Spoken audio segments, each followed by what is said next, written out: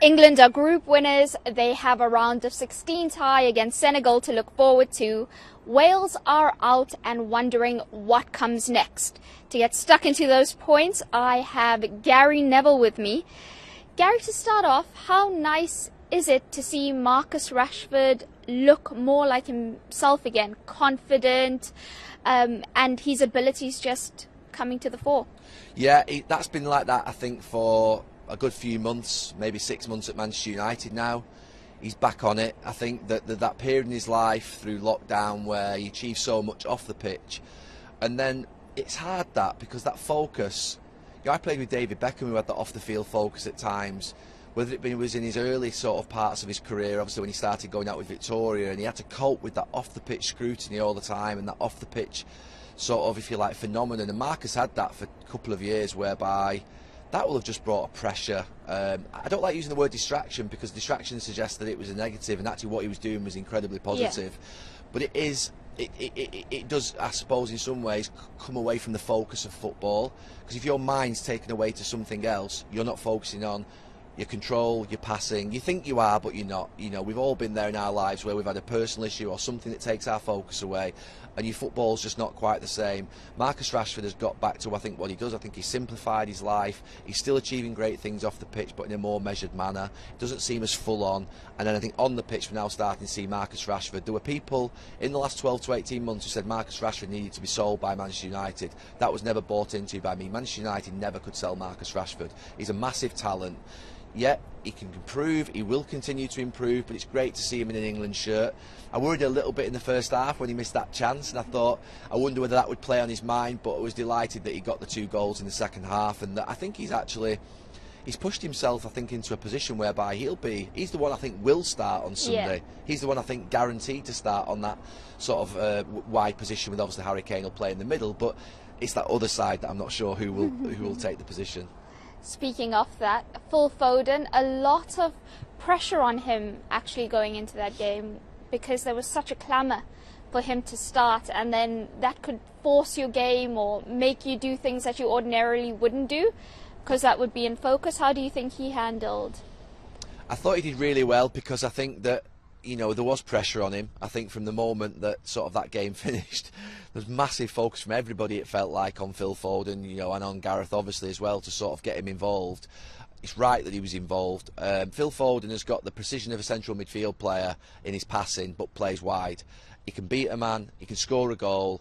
We saw that last night. Some of the runs that he made were fantastic. He won the free kick for obviously Marcus Rashford's goal. I would keep those 2 in at the moment, but I love Raheem Sterling, I love Saka as well, so I couldn't really, to be fair, complain if any of them were in. Gareth obviously has Raheem Sterling's been a brilliant performer for Gareth Southgate, so it's really difficult to see what could happen, whether actually we could see maybe 2 of them play out of those 3 and one could drop in behind, and maybe. I really like Calvin Phillips' performance when he came on. I know he's not played for a long time, but I just thought he actually stayed on the ball. He actually, to be fair, took it on the half turn.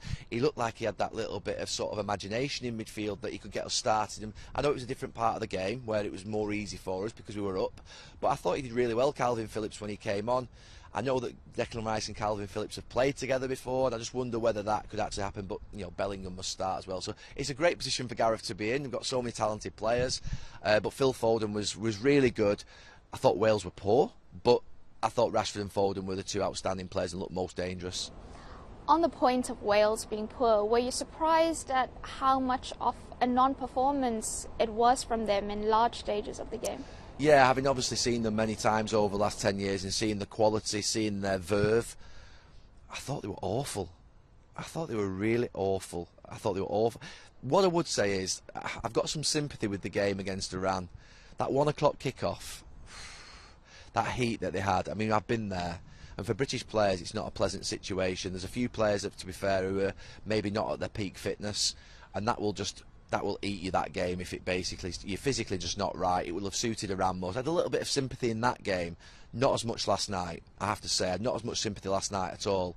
And that was sort of like rhetoric around like they're an ageing squad. I mean, I think Ramsey's 31, Bale's 33, I think is Alan 32. No, that's not old.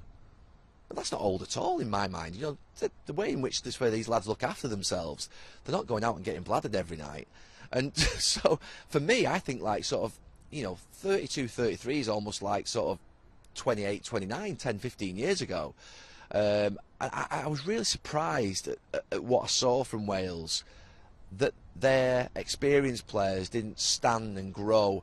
I thought before the game there'd be a sting in the tail. I just thought Bale, Ramsey, not so much Allen, to be honest with you, because I don't think he's got the sort of match-winning moment in him. But the other two, I thought, they're going to have been waiting for this moment. They're going to have been thinking for 3 days, this is it, this is our swan song. We're going to go and basically sort of, if you like, show England what we are. And I saw nothing all the way through the game. I thought they were really poor. That doesn't take away from what England did. And that's part of where I'm at with England, is they've done what they've had to do in this group against not the best opposition. Is that a good thing because they're growing into a tournament? They've done everything they have to do and they've been professional, they've won the group. Or are they going to be getting a little bit of a shock when the stepping quality goes up and they've not been quite there at that level in the group phase? So, well, interesting, they've got a lot of experience, our lads. They've been in tournaments before, but that Senegal is a big step up on Sunday from what they've faced so far. You speak about the tournament management there, of which Gareth Southgate has done quite well. Yeah. Do you feel he faces a lot of unfair criticism? He does get unfair criticism. Of course he does. I mean, he's the best performing England manager we've ever had, apart from Alf Ramsey. Stop it there. I mean, for all the sort of, if you like, fashionable world-class managers we've had in the last 25, 30 years from all around Europe and in this country, Gareth Southgate's outperformed every single one of them by a mile. And his legacy with England is set by getting to the final and semi-final. Yeah, that getting over the line will probably at some point be thrown back at him by many. It wouldn't be by me, who's been to 8 tournaments and got to a semi-final once and to 3 quarter-finals, been knocked out on penalties 5 times. I won't be the one that's sort of levelling at him. I'll be saying that he's had the most incredible England experience. These teams like Argentina, Germany, Spain, France, Brazil, they're serious football players. I mean, they're unbelievable. Their squads are frightening, and they always have been. So for England to be in this sort of what would be category and in this company, it's down to Gareth and what the players have achieved. And so, yeah, absolutely, there is unfair criticism. And look, if they lose to Senegal on Sunday, he'll get a massive amount of criticism. He knows the game better than anybody. But I think we'll get through against Senegal, but I think it'll be really tough. I think we'll have to jump over a lot of hurdles, and I think it'll be quite nerve-wracking for large parts of it, knowing how it is. It's just never easy, and I don't think we'll get through that game easy. Another person who's faced a lot of criticism in club level is Harry Maguire, but he seems completely different when he pulls on that national team shirt. Is it as much system for England, the fact that they're, more safety first, but also that he's had so many good experiences with the national team to draw on, where that hasn't been the case for Manchester United? Yeah, I think he feels loved more by England, maybe. I think he feels more at home. I don't think during my career I can think of one player who would play better for their country than their club. Harry Maguire plays better for his country than his club. I think there are a number of players that basically feel that way. Raheem Sterling. I think you look at him that first game against Iran, that's better form than we've seen him for Chelsea this season. Just feels better, he feels at home, they've got a good group, they've got a manager who believes in them, who basically I think has selected them regularly. I didn't think Harry would play. If he was going to play, I thought he'd be left of a back 3. So for Harry to play the first games like he has, I think it's a massive success and gives Harry great... Gary's a really good player. Harry's a good centre-back. He's been brilliant in the last 2 tournaments. He's just had an awful time at United in this last 12 months. And United's a very unforgiving place. I know that from being there for 20 years. If you just don't get it right, and if something's not right, that place can eat you alive. It really can. And Harry's just getting that at this moment in time. But I think he'll come through it at United.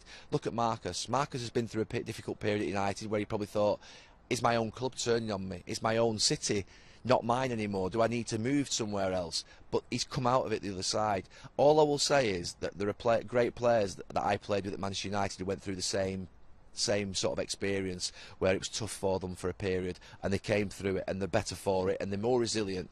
I don't think Marcus Rashford or Harry Maguire, when they come out of this tournament, will feel phased anymore or lacking in confidence anymore, because when you go through that first wave of real dip in your life, and I went through it at the age of 23, 24, giving goals away in World Club Championships, costing my team, playing really poorly, got left out of the team in the quarter-final of the Champions League, had a really bad tournament for England in Euro 2000 where we just, that was where the Nevilles can play for England, so can I came from.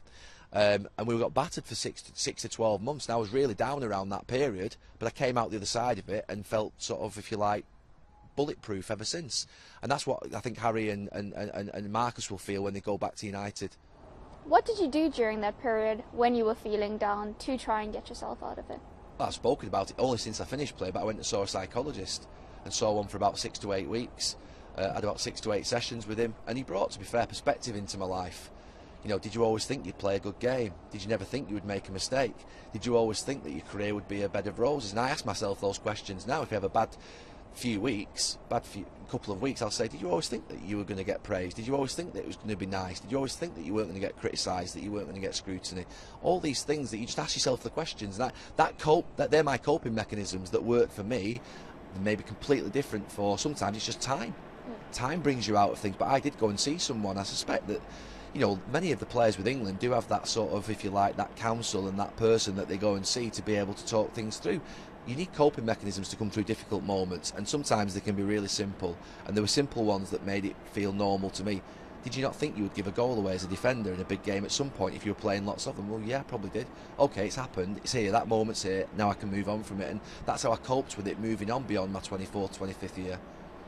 Perfect. Just we're in the closing stages of the group phase. Which teams have impressed you the most? France, Brazil, yes. There's something about them. There's quality. Spain and Germany. That was the best game so far in the tournament. I want to say Spain have impressed me enormously, but just sometimes when you're playing against each other at a level, you drive each other's standards up. So that's why it was the best team in the tournament, because both teams were proactive, both went for each other, both were looking to win the game, and that drove the quality through the game. We're going to see more of that, obviously, as the games become higher quality in the sort of knockout phases, quarterfinals, semi-finals. So yeah, I think that at this moment in time, France, Brazil, Spain, France, Brazil, Spain are where I'm probably at. Portugal as well, England. Thanks, Gary. Thank you.